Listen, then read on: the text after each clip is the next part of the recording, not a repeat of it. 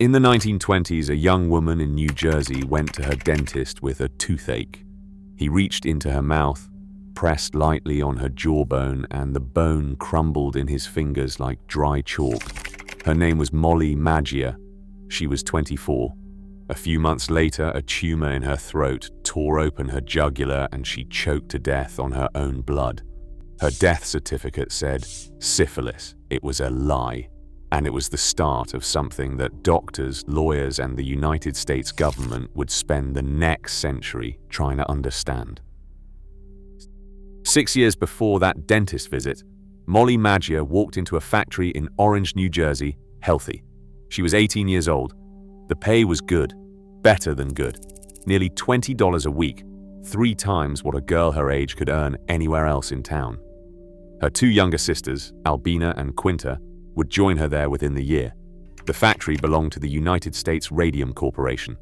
The product was a luminous paint called Undark. The work was simple. You sat at a long table with 70 or so other young women.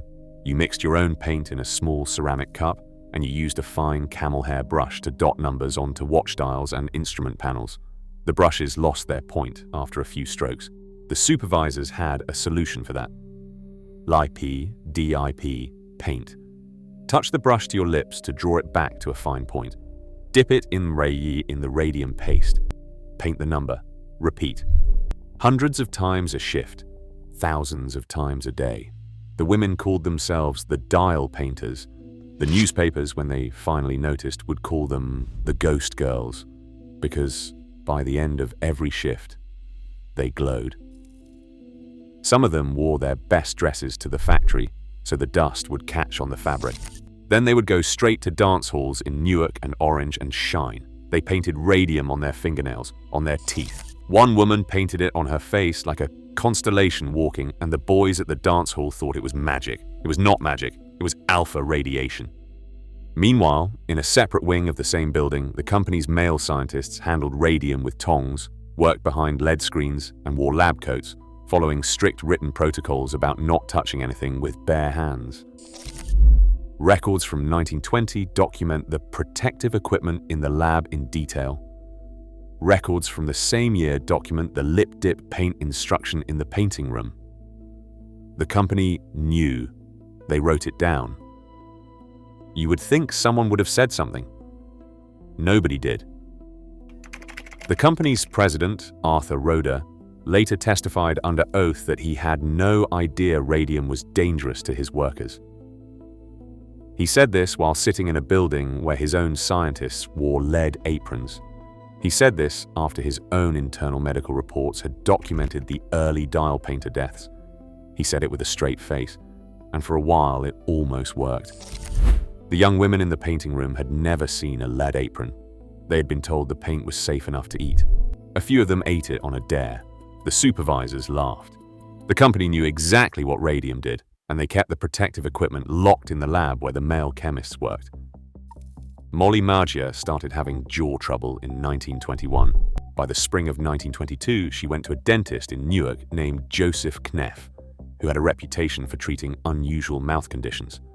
Kneff looked into her mouth and found something he had never seen before. The bone of her lower jaw was decaying from the inside. He removed pieces of it with his fingers. He prescribed treatments. They did not work. He tested her for syphilis, since the symptom presentation was unusual enough that he was reaching for any explanation he could find. The test came back negative. By May of 1922, her entire lower jaw, the roof of her mouth, and parts of her ear bones were one large abscess. Kneff removed her jaw entirely by reaching in and lifting it out. It came apart in pieces in his hand.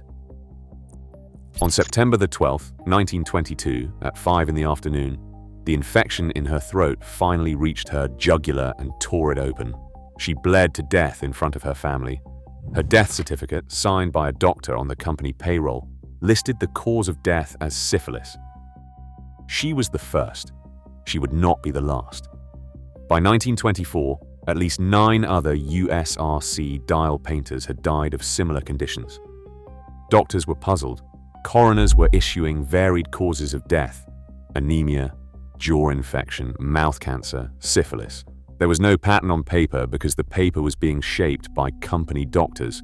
Joseph Kneff, the dentist who had taken Molly's lower jaw out of her mouth in pieces, never let it go. He kept the jawbone. In 1924, 2 years after she died, he wrapped that jawbone in a piece of unexposed dental X-ray film, sealed it in a black envelope, and put it in a drawer for 1 week. When he developed the film, the bone had drawn its own picture. The radiation coming off her remains had exposed the silver halide crystals from inside the envelope. He had a photograph of the radiation that killed her, taken by the killer itself. I would argue that is one of the most damning single pieces of physical evidence in any 20th century occupational disease case, and almost nobody outside dentistry knows it exists. That same year, the medical examiner of Essex County, New Jersey, started paying attention. Harrison Martland was Newark's pathologist, the man newspapers had nicknamed Newark's Sherlock Holmes for his work on poisoning cases. He started cutting open the bodies of dead dial painters and finding radioactive material in their bones, their spleens, their teeth. In 1925, Martland published in the Journal of the American Medical Association and named what was killing the girls.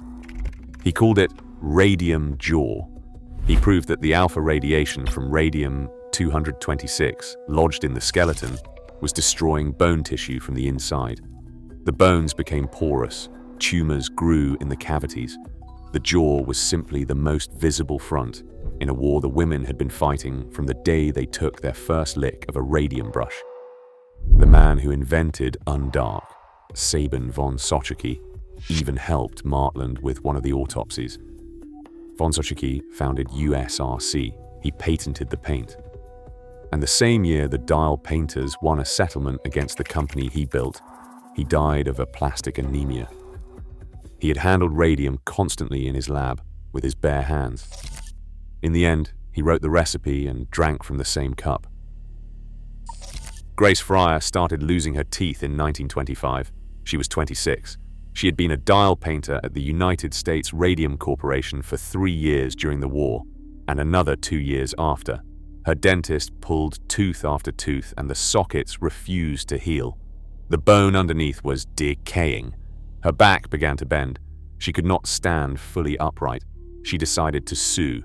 It took her 2 years to find a lawyer. New Jersey lawyers told her the United States Radium Corporation was untouchable. The company's legal team was bigger than most law firms in the state. Eventually, a young attorney named Raymond Berry agreed to take it. He was newly admitted to the bar. He had nothing to lose, and he had a conscience. In May of 1927, Fryer filed suit in the New Jersey Supreme Court, asking for $250,000 in damages. Within weeks, 4 other dial painters joined her. Quinta MacDonald, who was Molly Maggia's younger sister, had broken her own hip standing up from a chair. Albina Larice, the third Maggia sister, was bedridden. Edna Hussman could no longer walk. Catherine Schaub, whose cousin had also died of radium poisoning, was so emaciated her clothes hung off her like sheets. The newspapers picked up the case and started running it on the front page. They called the plaintiffs the 5 women doomed to die. The framing was not flattering. It was a death watch. Reporters wrote about the trial as if reporting on a horse race in which all 5 horses were going to drop before the finish line. Then, Molly Maggia, dead 5 years, came back into the case. In October of 1927, Martland, working with New York's chief medical examiner Charles Norris and the toxicologist Alexander Gettler, exhumed her body. They had to. They needed proof of what had killed her, and the only place that proof now lived was in the ground. When they opened her coffin, the lining glowed. 5 years in the dirt, the cloth still emitting visible light. Every bone they tested registered radioactive. 48.4 micrograms of radium were lodged in her remains, 500 times what would later be set as the maximum safe lifetime burden for the human body. The death certificate had said syphilis. The body, when you finally listened to it, said something else. Hit subscribe, and I'll bring you another one like this next week. Real cases, real people, the parts that got buried. By June of 1928, the United States Radium Corporation had lost its appetite for the trial. Their plan, on the record in their own legal correspondence, had been to delay until all 5 plaintiffs were dead. The court had granted them an adjournment until September. The women were so weak at the January hearing they could not raise their arms to take the oath. The clerks helped them. The plan should have worked. It didn't. Public outrage was building. Newspapers across the country were running the story. The exhumation of Molly Maggia was front-page news. On June 4th, the company settled out of court. Each woman received a $10,000 lump sum, $600 a year for life, and full medical expenses paid. $600 a year. Their actual life expectancy at the time of settlement averaged less than 2 years. So yeah, not great. But it was a precedent. The first time in American legal history that workers had successfully forced a corporation to pay damages for a slow industrial poisoning. And it would matter, eventually, for everyone who came after. The same year the New Jersey case settled, the same playbook started running again in Ottawa, Illinois. The Radium Dial Company had set up its own factory there in 1922, hiring local women to paint dials with the same paint and the same lip dip technique. Catherine Wolfe Donahue was one of them. She was Catholic, married, and lived 3 blocks from the plant. By 1931, she was limping. Radium Dial fired her for it. The official reason given was that the limp was bad for company morale. Catherine and a handful of other Ottawa women filed their own suit. Their case ran later than New Jersey's, deeper into the Depression, against a company even more determined to fight. By 1937, Catherine weighed under 70 pounds. Her jaw was partially collapsed. She had a tumor pressing through her hip. She testified before the Illinois Industrial Commission on July 25, 1937, and collapsed during her own testimony. The commission did something almost unprecedented. They moved the hearing to her living room. Her husband sat next to her. Her 2 young children sat at the door. A court reporter sat up at the dining table, and Catherine Donahue, lying on a couch with her words slurring through a mouth her body could no longer fully close, demonstrated for the court how she had pointed her brush with her lips. Lip, dip, paint.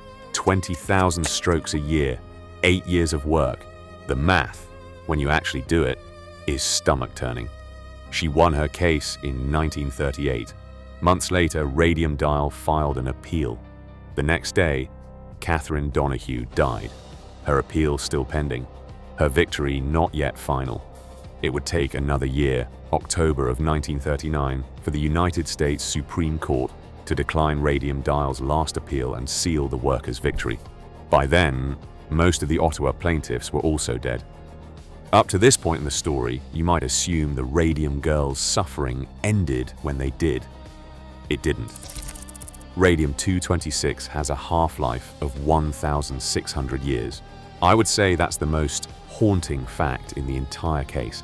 Half-life means how long it takes for half of the material to decay. So if you bury a body containing Radium-226 today, in the year 3,526, half of it will still be there.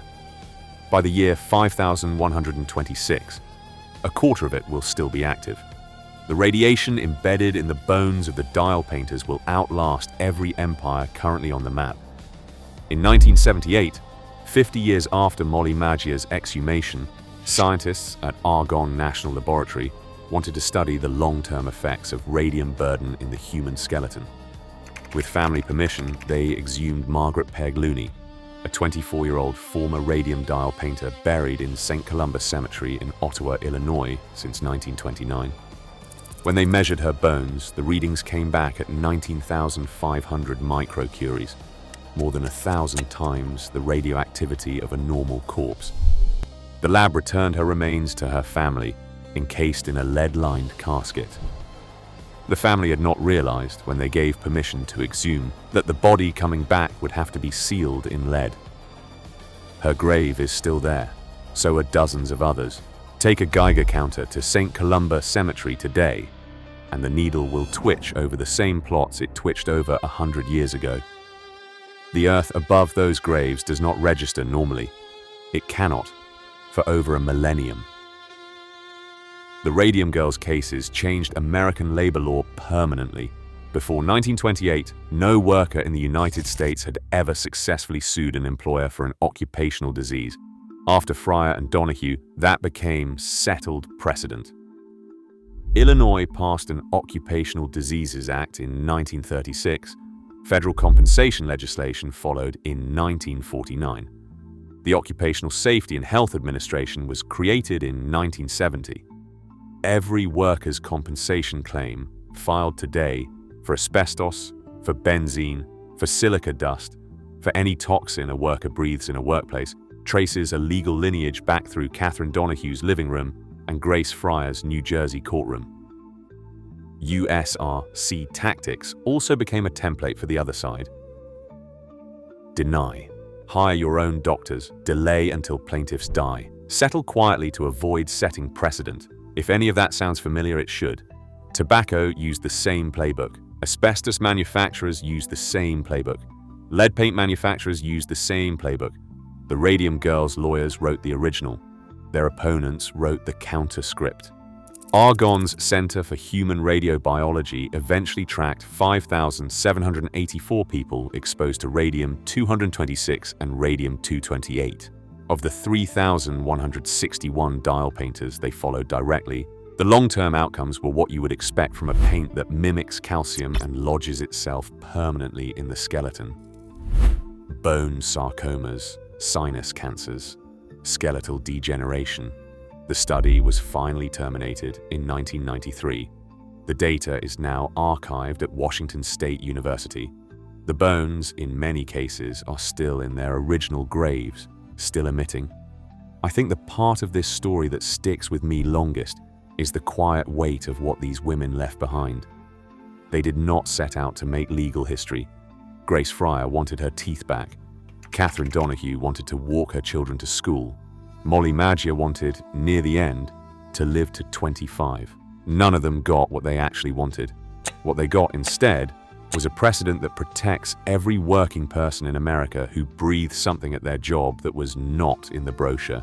And in the ground beneath St. Columba Cemetery in Ottawa, Illinois, and in factory plots in Orange, New Jersey, and in scattered graves across the country, the proof of what was done to them is still there, faint, steady, unable to forget, set to outlast every law they helped pass, every company that fought them, every name that has been written about them since.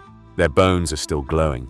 They will keep glowing through the rise and fall of every nation alive today. That is not a metaphor. That is just radium-226 doing what it does. And every time someone in a hard hat or a hospital uniform or a factory shift walks home in this country with the legal right to demand a safer workplace, they walk home on the back of 70 women who could barely raise their arms to take the oath. 70 women, a 1,600-year half-life, and a precedent every safer workplace in America still rests on. Hit subscribe. I will see you next week with another buried mystery worth your time.